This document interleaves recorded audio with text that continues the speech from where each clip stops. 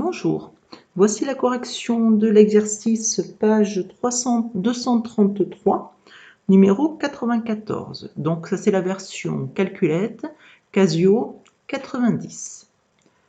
Alors on vous demande, donc le but de cet exercice est de résoudre une équation qui est x au cube plus 2x au carré moins 3x moins 6, et bien sûr tout ça égale à 0. Vous savez que les équations de degré 3, vous ne savez pas les résoudre, donc en fait on va s'aider de la calculatrice. Alors pour cela, nous allons aller dans le menu Graphes et on va introduire une fonction qui à x associe, donc 3x au cube plus 2x2 moins 3x moins 6. On rentre la fonction, donc x. Alors, pour faire les puissances autres que le carré, c'est ici. Ici, vous avez le carré, et toutes les autres puissances, c'est ici. Donc, je mets puissance au cube. Attention, le petit curseur est en haut. Donc, si je continue, ça m'écrit en puissance, en exposant. Donc, il faut effacer, et il faut faire redescendre le curseur. Donc, x au cube plus 2x au carré moins 3x moins 3x moins 6. Voilà, et on valide. Donc nous voulons, résoudre l'équation f de x quelque part égale à 0.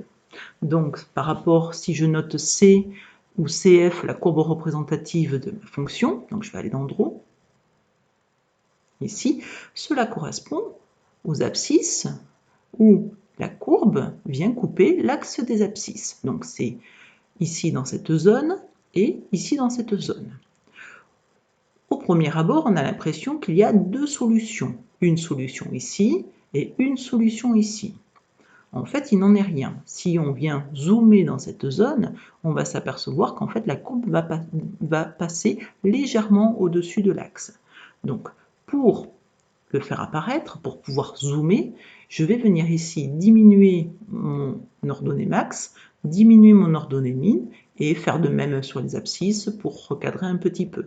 Donc pour cela, on va dans Window, Shift, Window. Donc je diminue mes abscisses. Donc moins 3 par exemple, plus 3. Et au niveau des ordonnées, par exemple, je vais mettre, puisque je n'ai pas besoin de beaucoup, je vais mettre moins 2 et 2. Entrée. Et je reviens, je fais Exit, et je reviens sur mon dessin.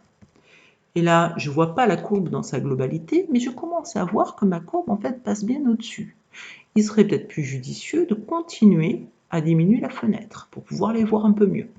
Shift Window, et ce coup-ci, au lieu de mettre moins 2, 2, je vais par exemple ici mettre moins 1, 1. Après, une fois qu'on voit que c'est bon, et qu'on s'est aperçu qu'il y avait bien deux solutions dans cette zone-là, c'est tout bon. Ici, et là, voilà, on le voit un petit peu mieux. Je peux encore diminuer ma fenêtre. Alors, vous allez voir que ce n'est pas la peine d'aller plus loin.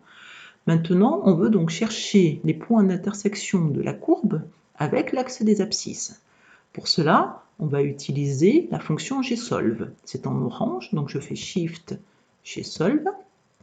Et je veux en fait calculer des x. Donc je vais aller sur la fonction xcalc. Xcalc, ici, nous on veut l'intersection avec l'axe des abscisses, donc c'est les points où l'ordonnée est égale à 0. Donc je vais rentrer y est égal à 0. Exe. Elle me trouve la première, donc x égale à moins 2. Ensuite, pour trouver la seconde, ici je trouve donc moins 1,73, etc. Donc on voit que c'est une valeur approchée. Et ensuite, la troisième, c'est plus 1,73, etc. Voilà, donc il y a bien trois valeurs. Et la calculette nous permet d'en avoir soit pour la toute première, le moins 2, une valeur exacte, et sinon, des valeurs approchées. Donc, à vous maintenant de faire et faites la suite de l'exercice.